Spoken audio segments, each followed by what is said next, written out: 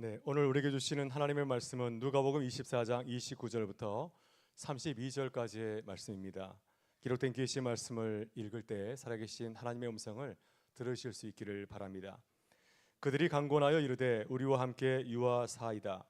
때가 저물어가고 날이 이미 기울었나이다 하니 이에 그들과 함께 유하로 들어가시니라.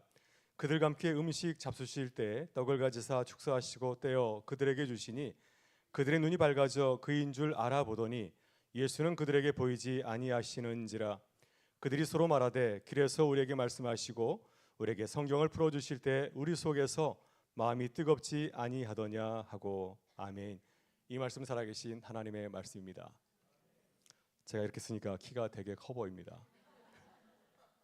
우리 김지영 목사님의 마음을 좀 알 것 같습니다.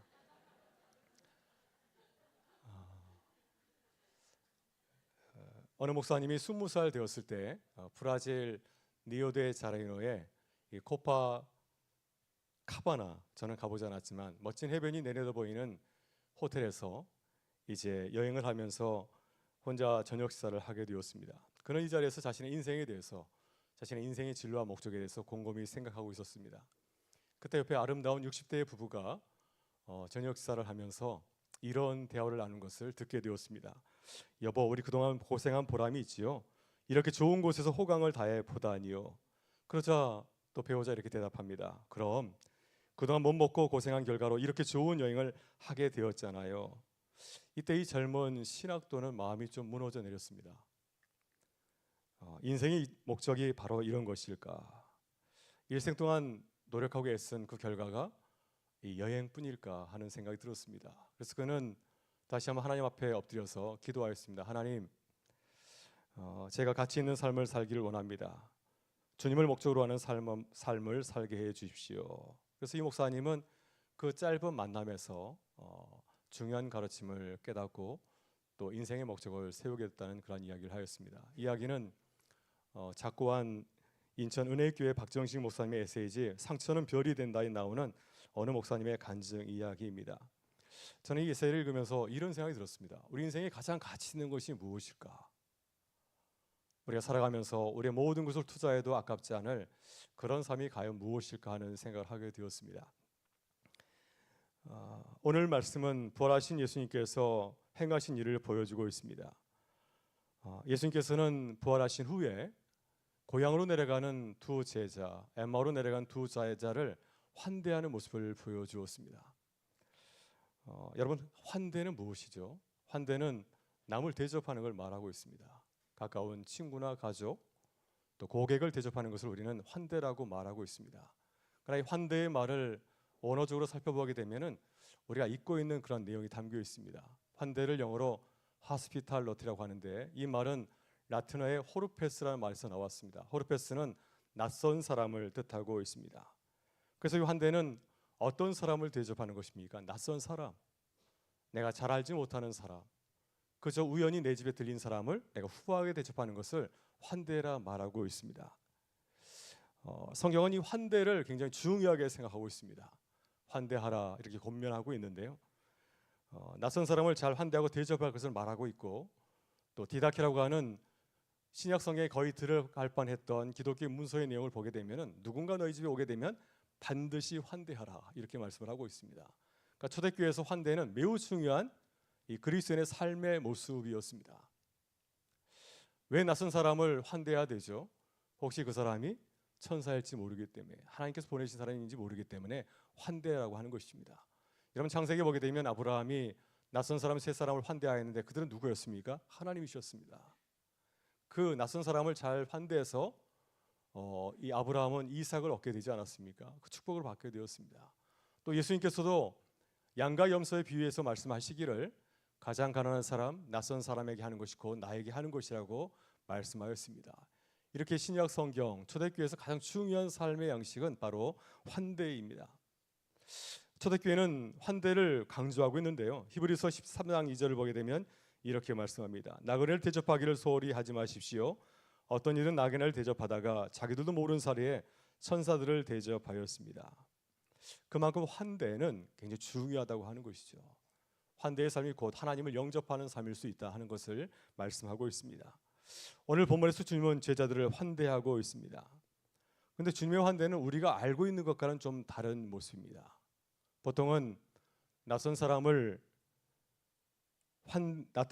환대를 받은 이후에 환대를 베푼 사람이 나중에 깨닫지 않습니까? 아, 내가 이분에게 환대를 베풀었는데 알고 보니까 굉장히 소중한 사람이었다. 아브라함이 전혀 알지 못하는 사람을 환대하였는데 나중에 알고 보니까 그가 바로 하나님이셨다 하는 것이 보통 우리가 알고 있는 성경의 환대 이야기입니다.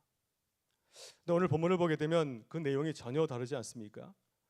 제자들에서 길에서 만난 사람을 환대하였는데 나중에 알고 보니까 주님이셨다.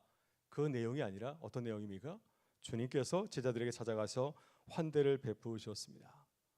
제자들이 예수님께서 처형당하신 이후에 그만 실망해서 다시 자신의 집으로 내려가지 않습니까? 근데 길에 주님께서 찾아가셨습니다. 그때 낙심한 마음을 아시고 그들에게 성경 이야기를 들려줘서 그들이 이 십자가 처형에 대해서 부활에 대해서 바로 알게 하셨고, 또 이제 길을 가다가 날이 저물어서 집에 들어가게 되잖아요. 식사를 하게 되었는데 제자들이 예수님을 대접한 것이 아니라 예수님께서 식사의 주연으로 그들을 섬기고 있습니다. 떡을 떼어서 제자들에게 나누어 주질 않습니까? 그 떡을 먹은 후에 그 식탁에서 예수님의 섬김을 받은 이후에 제자들은 비로소 알게 되었습니다. 아, 그분이 바로 예수님이셨구나 사실을 알게 되었습니다. 여러분, 이것이 주님께서 부활 이후에 보여주신 환대하는 교회의 모습입니다. 주님께서 추구하였던 교회의 아름다운 모습, 남을 환대하는 모습을 예수님께서는 부활하신 이후에 처음 보여주셨고, 또 제자들에게 직접 이 환대의 모습을 직접 보여주신 것입니다. 여러분, 우리 교회가 이제 지역사에 함께하는 기쁨의 50일을 시작하였는데 저는 이런 교회가 되면 참 좋겠습니다. 이런 부활 이야기를 보게 되면요, 예수님께서 제자들 찾아가신 이야기입니다. 갈릴리로 가신 제자들 향하여서는 아침밥을 차려주지 않았습니까? 제자들을 섬겨주신 그 이야기가 교회가 시작하는 놀라운 믿음의 역사를 가져오게 된 것을 보게 됩니다. 우리가 기쁨의 50일을 시작하면서 무엇을 할 수 있을까? 물론 교회에서 준비한 식탁도 있고 효잔치도 있지만 우리 개인의 삶에서 이러한 역사가 일어나지 않나 하면은 그러면 그것은 결국 교회에게로 머물고 말 것입니다. 우리 교우들이 흩어진 삶의 자리에서 늘 평소에 만나지 못했던 분을 찾아가서 식사를 사주고 사랑을 나눠주고 하게 될 때 우리 가운데서 주님께서 제자들과 함께 걸어갈 때 그 길 가운데서 놀라운 부활의 역사가 일어난 것처럼 우리 가운데도 일어나게 될 줄 믿습니다. 오늘 엘림 찬양대가 준비한 부활절 칸타타 주제가 무엇인가요? 증인들의 고백입니다. 우리는 부활의 증인들입니다. 우리가 무슨 증을 하면서 이 기쁨의 50일을 보낼 수 있을까요? 우리 주님께서 보여주신 것처럼 우리도 환대하는 제자들이 될 수 있기를 바랍니다. 만나는 사람들에게 우리가 만났던 예수님의 그 이야기를 전해주면 참 좋겠다 생각이 듭니다. 그래서 적어도 이 기쁨의 50일, 영어로는 기쁨의 50일을 The Great 50 Days라고 합니다.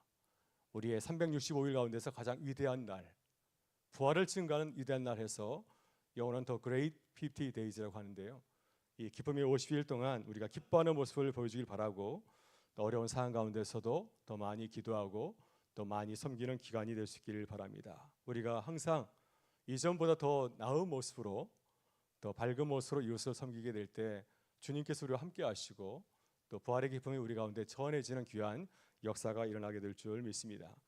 오늘 엘림 찬양을 준비한 찬양을 함께 드리면서 우리에게 가장 큰 인생의 기쁨을 주신 하나님을 우리가 찬양하는 시간이 되길 바라고, 또 그 찬양을 들으면서 그 찬양이 곧 또 이제 이 교회를 나가게 될 때 우리의 삶의 자리에서 또 이루어지는 기쁨이 함께 할 수 있기를 주의 이름으로 축원합니다. 우리 함께 기도하겠습니다. 좋으신 아버지 하나님 감사합니다. 오늘 너무너무 기쁜 날입니다. 부활절 다시 사신 날입니다. 우리 주님께서 죽음을 이겨 사신 것처럼 우리도 다시 살아나게 하여 주시옵소서. 우리의 삶의 자리가 공고하고 힘들고 어렵지만은 주님께서 우리에게 기쁨을 보여주셨사오니 우리도 믿음으로 고백하게 하셔서 우리 앞에 놓여 있는 많은 어려움을 잘 이기게 하여 주시오며, 또 주님께서 주시는 기쁨을 누리게 하셔서 이제는 우리가 부활의 증인으로 그 기쁨을 증거하는 주님의 사람들 되게 하여 주옵소서. 오늘 주님께서 보여주신 것처럼 하나님 저희도 환대하는 교회가 되게 하시고 환대하는 제자가 되게 하여 주시옵소서. 오늘 우리 엘림 찬양대가 준비한 찬양을 통해서 다시 한번 부활하신 주님을 찬양하는 귀한 시간 되게 하여 주시옵고, 그 찬양의 고백을 가지고서 또한 우리의 삶의 자리로 내려갈 수 있도록 역사하여 주시옵소서. 주님 홀로 모든 영광 받아주시길 간절히 바라오며 예수 그리스도의 이름으로 기도드리옵나이다. 아멘.